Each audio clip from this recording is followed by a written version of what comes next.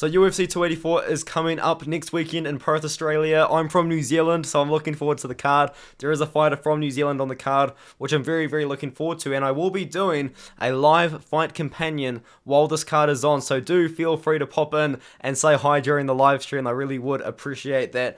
And another thing is, as always, you can get a 125% sign-up bonus with my link in the description. If you use that link with also the promo code JOIN125, you will be getting a 125% sign-up bonus. If you deposit $100, you have $225 to play with. It's pretty good. Now, this is the Tapology lineup. It's probably not going to be the lineup it is. I would be very surprised if Tyson Pedro versus Modestas Bukauskas was the first fight of the night. But we will be breaking it down first. Tyson Pedro versus Modestas Bukauskas. Tyson Pedro is only the minus 270 favorite against Modestas Bukauskas on this one here, which is interesting because I saw reports that Tyson Pedro is like a minus 1,000 favorite, but obviously they've fixed it there. Modestas Bukauskas is taking this fight on very short notice. If you don't know, Modestas Bukauskas has been in the UFC before. He was on a losing streak and he did get cut. He lost to Jimmy Crute, Mikhail Lukhshashik, and then Khalil Roundtree in that brutal leg kick loss, which kind of sparked a bit of a debate, like, do we actually allow these leg kicks? And then he went out and he beat Lee Chadwick by decision, beat Chuck Campbell by KO 3 weeks ago, and I believe he's the Cage Warriors champion, but now he's been re-signed to the UFC to fight on short notice. So what we're looking here is Tyson Pedro about minus 250, and you might think, man, like, Tyson Pedro's been dominating his competition. Why are the odds like closer than maybe you would think it is? But it's because Tyson Pedro, dude, he's dominating his competition, but you do have to look, since he made his big comeback, he's been Ike Villanueva, who had a really bad UFC run, and Harry Hunsucker, who had a really bad UFC run. But yeah, this is a step up in competition for Tyson Pedro, although it is Modestas Bukauskas returning to the UFC. But I do think Tyson Pedro does win this one. I'm going to be going with a knockout as well. Modestas Bukauskas is a great fighter. Obviously, he's very well-rounded as well. But I do expect Tyson Pedro to win the fight on the feet, but he's also a really good grappler too, so maybe you could get a submission out of Pedro, but he seems to have really, really improved that kickboxing and that time off that he had. So, getting you Pedro to win, I think he's going to get a KO. But I think that Modestas Bukauskas is going to come to scrap. So, I think it will leave the first round. But Pedro will get a KO in the second. That's kind of what I'm thinking. But shout out to Modestas for taking the fight on short notice. I'm sure not a lot of people would be too keen on doing that. Zubaira Ukhugov versus Elves Brenner. 10 out of 10, most random fight on the card. I mean, it was meant to be Zubaira Ukhugov versus Yoel Alvarez, but unfortunately it didn't end up happening. Yoel Alvarez couldn't get a visa, I do believe is what happened. So now Zubaira Ukhugov taking on the short notice replacement in Elves Brenner, who is a shootbox Diego Lima guy. He's going to fight like Charles Oliveira, super aggressive Muay Thai style, super aggressive Jiu-Jitsu as well. He's going to be a fun fighter in the UFC, but do I think he beats Zubaira Ukhugov? No. No, I don't. Not on short notice anyway. It is at 145 pounds. Zubaira Ukhugov was meant to fight Yoel Alvarez at 155. It's an interesting change from 155 to 145, but I think Ukhugov is going to be better than Elves Brenner. I'm watching Elves Brenner's fights. He does fight like the shootbox guy. Very aggressive Muay Thai style. Very aggressive Jiu-Jitsu style as well. He's a very fun fighter. He hasn't really been beating the best guys though. I think Zubaira Ukhugov is kind of going to be a little bit better kind of everywhere, but Elves Brenner is probably going to be more dangerous in certain positions, but I do think Ukhugov is going to get the job done. I'll go with a decision. I think Brenner's good. Brenner's probably live for a finish, maybe, if Ukhugov ever tires out or something like that. But I think that Ukhugov should win this one. He's a big favourite too. So we move on. The next one is odds that I think are a little bit off. I'm going with Francisco Prado here. I'm from New Zealand, so I kind of do want Jamie Mullarkey to win. But I'm looking at Francisco Prado. He's been on my list of prospects for quite a while. I'm trying to find the things here. He's plus 200 underdog, dude. He is fighting away from home. He is only 20 years old, and he did fight just 5 weeks ago. He's taking this fight on short notice because he's replacing someone. Mullarkey was meant to fight, I believe it was Nasrat Haqparast, but Haqparast got injured or something like that. So now he's fighting Francisco Prado. 11-0, 11 finishes, I believe like 5 KOs, 6 submissions or something like that. Great fighter is Prado, dude. He looks like Drew Dober as well in a way. But Jamie Mullarkey, dude, he's just not looking amazing recently in my opinion, dude. Like Jamie Mullarkey, like he knocked out Conor Worthy.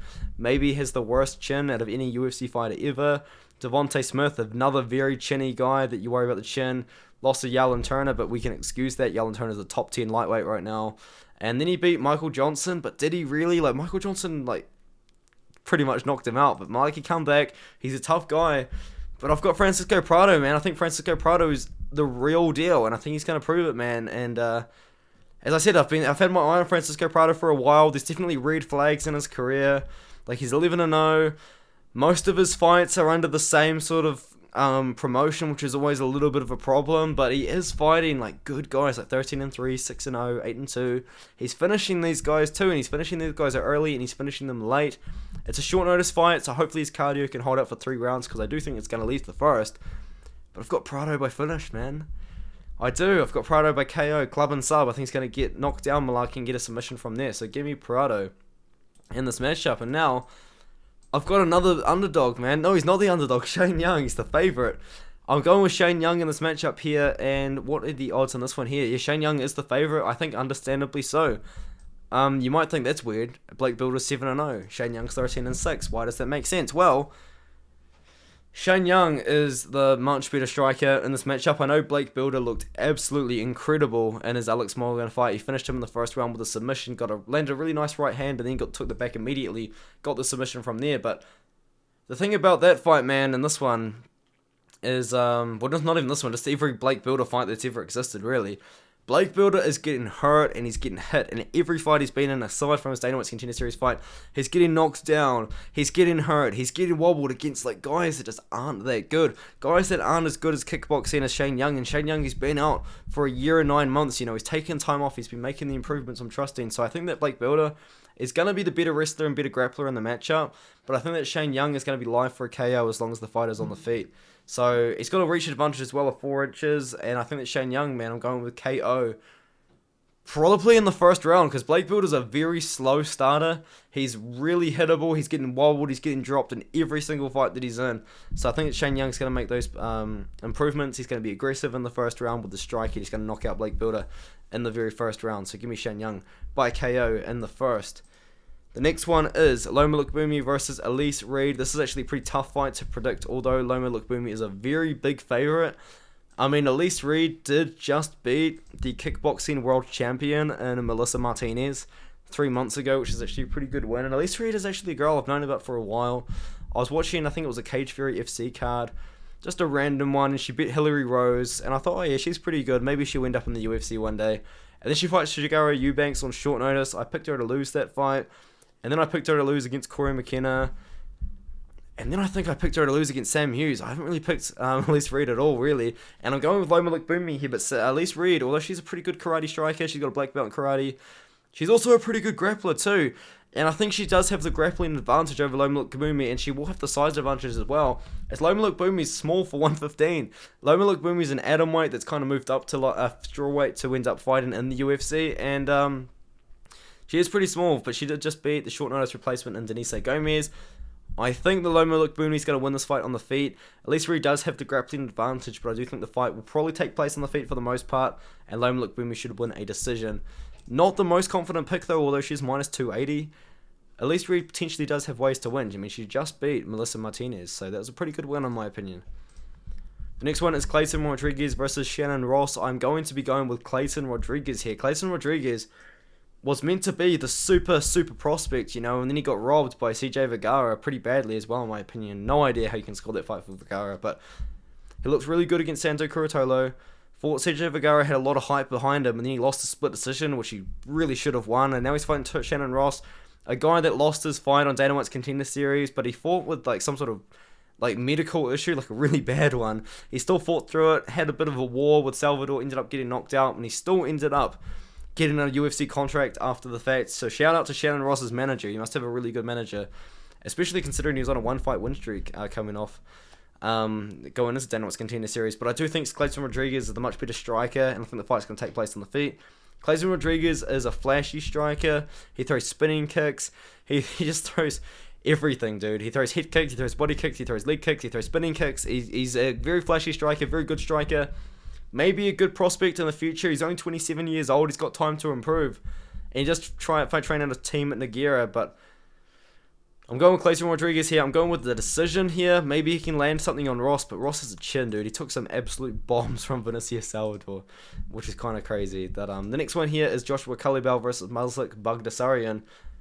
And man, people are high on Melsik Baghdasaryan, dude. I'm seeing Melsik Baghdasaryan fan pages just kind of pop up out of nowhere all over Twitter, and it's kind of crazy to me, but I'm going with Joshua Culibao, man. Joshua Culibao, his only loss in his whole career is to Yarlin Turner, who's a massive lightweight, and he's a top 10 lightweight right now. He then had a draw with Charles Jourdain, which has aged relatively well. Not incredibly well, but relatively well. Good win over Shailan Nodembiki. Win over Sungwoo Choi recently as well. I've got Culibao on the matchup, dude. I think he's making rapid improvements. He's the younger fighter as well. Melsik Baghdasaryan, obviously a very good kickboxer himself. Beat Bruno Souza in a pretty good fight. Colin Anglin as well. He's not in the UFC anymore, I don't think. Des Bazooka is 4-1 at the time.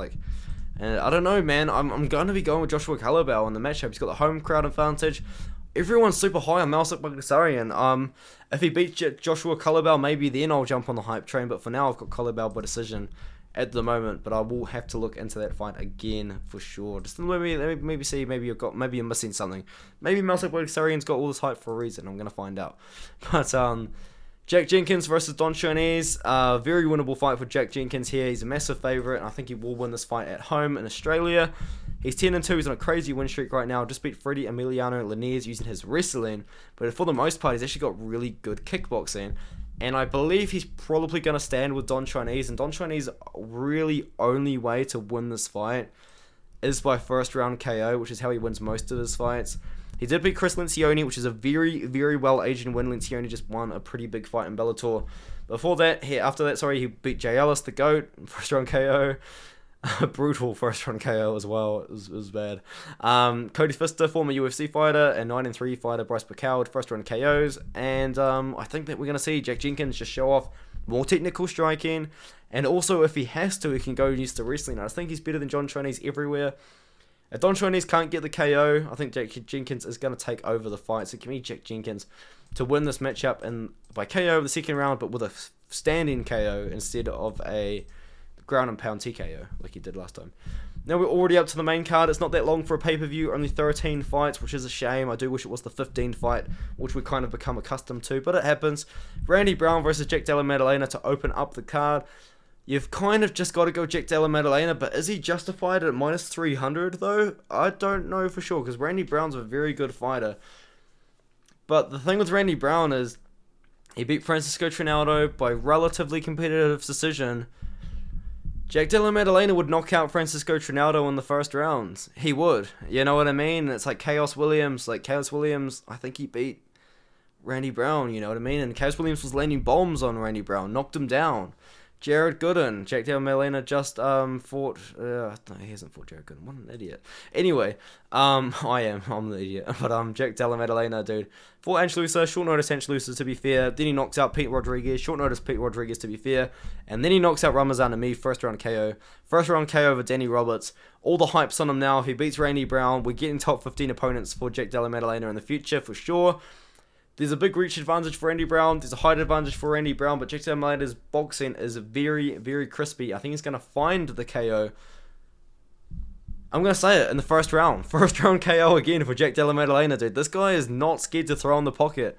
And the thing is, Randy Brown, when he was entering the pocket with Chaos Williams, he was getting drops. You know what I mean? And I think we're going to see Jack Della Maddalena pull it off with Randy Brown, except instead of just dropping Randy Brown, I think he's going to put him out. So Jack Della Maddalena by KO in the very first round is the pick. Jimmy Crute versus Alonzo Menifield. If Jimmy Crute doesn't try to stand and trade with Alonzo Menifield, he should win this fight. But I think he is going to try and stand and trade with Alonzo Menifield, which is why I think he's going to get knocked out in the first round. So I'm going with Alonzo Menifield by KO in this matchup. Do I think that Alonzo Menifield's the best fighter in the world? Not really, but I do just think that Jimmy Crute thinks that he's a better striker than he is, which is why he's getting caught, why he's getting knocked down, and why he's getting knocked out. Although he did just get knocked out by Jamal Hill, he still tried to stand and trade with Jamal Hill when he just shouldn't have. And then he obviously lost to Anthony Smith, but he was losing that fight on the feet. Just isn't a good look. You can't lose to Anthony Smith on the feet, dude. He submitted Mikhail Oksashik, but Mikhail Oksashik's a very one-dimensional fighter, only a boxer, really. I like Alonzo Menifield the matchup as the underdog, dude. I think he's just going to knock out Jimmy Crute in the first. I think Jimmy Crute's going to try and brawl with him. He's going to get caught. I don't think you can brawl with Alonzo Menifield if you're Jimmy Crute. Because Jimmy Crute, as I said, I think he thinks he's a better striker than he is. So I think he's going to get sparked out by Alonzo. in the first round. I mean, Alonzo and Menifield just knocked out Misha Serkinov in the first round, and Misha Serkinov beat Jimmy Crute, although it was 3 years ago. I think Menifield gets the KO in the first round, so give me him as a pretty big underdog as well. The next one is Justin Tafa versus Parker Porter. Dude, Justin Tafa gets opportunities on cards that is just absolutely unreal. He was on the main card of UFC 247, John Jones versus Reyes, and he wasn't even just on the main card. He was the featured fight, and he was 0-1 in the UFC. Unreal. He was above Derek Lewis. How does that work? Justin Tafa's got some dirt. He's got some dirt on Dana White to be getting these opportunities on cards. It makes sense though because it's in Australia, but that John Jones one is pretty out of it. But anyway, I think Justin Tafa gets a KO over Parker Porter. Is Parker Porter really good? Absolutely. Does Parker Porter have a wrestling and grappling advantage? Yes. Is Parker Porter tough? Yes. Has Parker Porter been knocked out before? I think he has. I'm not too sure actually. But the thing is about Parker Porter is this guy's got a chin, man. He really does. He has been knocked out. Got knocked out by Chris Dalkas. That's a bad look, man. I think that we're going to see Justin Tafa knock him out, dude. We're talking about Justin Tafa here, dude. Junior Tafa was meant to fight on this card too, which would have been a fun scrap. But I've got Justin Tafa by KO in this fight, man. I think that Justin Tafa is going to keep the fight at range, where he's got really crispy kickboxing, glory level kickboxing, you know what I mean, world championship level kickboxing as a heavyweight. He's going to swing and bang, and I think he's going to put Parker Porter out, man, and I'm going with Tafa by KO in the first or second round. Next one is Yair Rodrigues versus Josh Emmett. I'm going with Yair Rodrigues, and I think he's going to make Josh Emmett look silly. Honestly, I'm very surprised that the lines are as close as they are. I think they should be wider, personally, but it is what it is, dude. Josh Emmett lost the fight on the feet to Calvin Kattar. Arguably lost the fight to Dan Ige, you know what I mean? And Yair Rodrigues, dude, had a good scrap on the feet with Max Holloway to the point where Max Holloway was shooting for takedowns.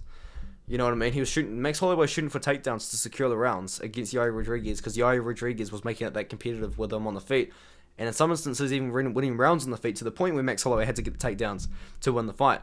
So, and then he beat Brian Ortega by the injury. But the thing is, dude, I think Yair Rodrigues is going to make Josh Emmett look silly, dude. I think he's just a much better kickboxer. The thing about Yair Rodrigues, though, he hasn't fought that much, has he? He's fought 3 times in the last 3 years. He had that USADA suspension for dodging USADA tests. So I guess that's one way of not getting yourself tested positive. But I mean, that's the only reason why you wouldn't take USADA tests, right? You've just dodged them, right? But yeah, so I think Josh Emmett, man, I think he's going to get schooled, man. I think he's going to get taken to class. So I think Yair Rodrigues is going to beat him up over 5 rounds, 50-45, and it's just going to make him look silly because he's just that much better at striking than him. So got Yair Rodrigues in this one. I don't think Josh Emmett's even going to go for the takedowns. I think Yair is just going to keep it on the feet, really. Islam Makhachev versus Alexander Volkanovski. I love this fight. I do. Is it a little bit odd? Somewhat, but I'm all for it, dude. I'm actually quite interested in the matchup. I think Islam Makhachev is going to win the fight, though, but I really would like Alexander Volkanovski to win because that would be actually a really big moment just in like UFC history or whatever. But yeah, I've got Islam Makhachev here. If both guys were the same size, I would pick Alexander Volkanovski because he is the more skilled fighter. I mean, in general, the lower the weight class you go down, the more technical the fighters kind of tend to be. Like, compare the technique to heavyweights and light heavyweights, to featherweights and bantamweights, and lightweights and welterweights. It's just not really the same, is it? You know what I mean? But Alexander Volkanovski, pound for pound #1, rather deservedly, probably the most well-rounded fighter in UFC right now. Unreal talent, dude. But the thing is, I just don't think he beats Islam Makhachev, and the only reason why I think he doesn't beat Islam Makhachev, I think he's too small. And that's literally it. I just think that Islam Makhachev's going to be too big for him, dude. Islam Makhachev is a huge lightweight. He's a huge lightweight. And Alexander Volkanovski, when he's fighting at 145, he's not that big. Like, he's not that big compared to his opponents. Like, Max Holloway towered over him. Brian Ortega was taller than him. Korean Zombie was taller than him. Like, I think the last time he ever fought someone that was his height or even shorter was when he fought Chad Mendes in 2018. Like, he's not big for 145 pounds, like, whatsoever. So, yeah, dude, I really do. Wait, who's this Drix guy? I never heard of this Drix guy. Was he in the UFC? And I didn't even know who he was. No, he never ended up in the UFC. Anyway, the point is, I think Islam Makhachev wins. I just think he's too big, man. He's got the wrestling advantage. And the thing is, I do think he's going to get the takedowns over Alexander Volkanovski. And when he does get the takedowns, he's going to be too heavy, man. He's a wet blanket. He's too heavy. He's going to be too big for Volk. So that's what I think is going to happen, dude. I think Islam Makhachev's going to be getting Alexander Volkanovski down. Volkanovski's going to be trying to stand up, and he will get up, but he's going to get taken down again. And he's just going to be too small, man. Islam Makhachev's going to be too heavy for him. So, here's these. Apologies. So yeah, I think Islam Makhachev wins by just being way bigger than Volk. I think Volk's the better striker. Volk's definitely the better defensive grappler for sure. It'd be interesting to see if Volk can put Islam on his back, but I think Volk's going to want to keep the fight on the feet because he is just the better striker for sure. But it's just going to come down to the size, and Volk is going to be way too small for him, dude. I know you can say Volk is bulking up for the fight, this and that, but he's not going to be as big as Islam Makhachev, dude. Like, Islam Makhachev's huge for the division, and Volkanovski is a small featherweight. You know what I mean? So I'm going Makhachev. I'm going Makhachev submission 3rd round. I think Volkanovski's going to make it competitive in the first 2, but eventually Islam's offensive wrestling, making Volkanovski stand up, get taken down again, stand up, so get taken down again. It's going to wear him out, and I think Volkanovski, it will end up wearing down Volkanovski to the point where he's able to get a submission in the 3rd round. But Volkanovski's going to have a good showing. He's going to look pretty good, and then Islam Makhachev hopefully defends his belt against Beneil Dariush sometime soon, because I think that is the toughest fight for Islam Makhachev in the UFC right now. And if Islam Makhachev can beat Beneil Dariush, I don't see anyone beating him until maybe Arman Sarukian comes back for his rematch. So, yeah, let me know what you think of my picks in the comments. Once again, I will be live streaming the fight companion to this. If you haven't already, please do subscribe to the channel, like the video, all this and that. 125% sign up bonus just there. And I will see you in the next one. Thank you so much for watching. Appreciate it.